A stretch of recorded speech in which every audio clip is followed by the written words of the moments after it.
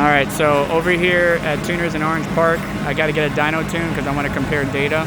Baker-Built already did a hub tune, or a hub pull to show me the power numbers, and it looked really good, but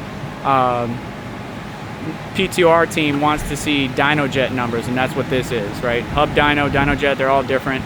They all calibrated differently. So here, trying to get a dyno tune, or dyno pull, so we can compare the data and numbers.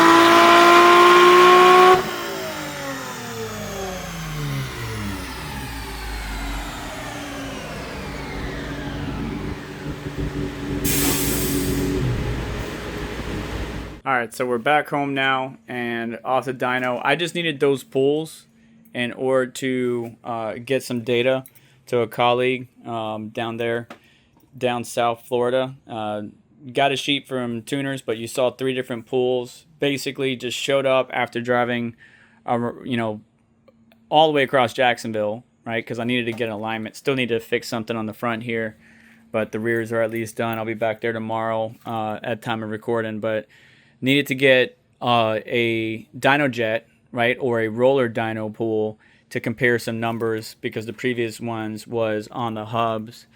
And you could see here, 254 horsepower, 217 torque.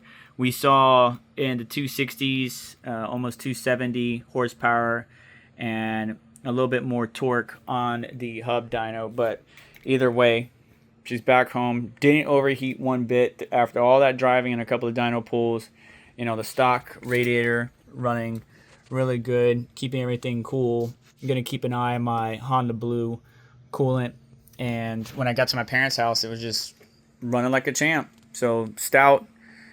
May not be like, oh my God, numbers, 1,000 horsepower car, but a good build, reliable build that's, maybe I might add to and do some other things, but I think mostly what I need to do is going to be related to sound quality or quality of life inside the cabin, as well as maybe some of the appearance, especially when dealing with all the scars and clear coat fading. But there's your dyno numbers on rollers.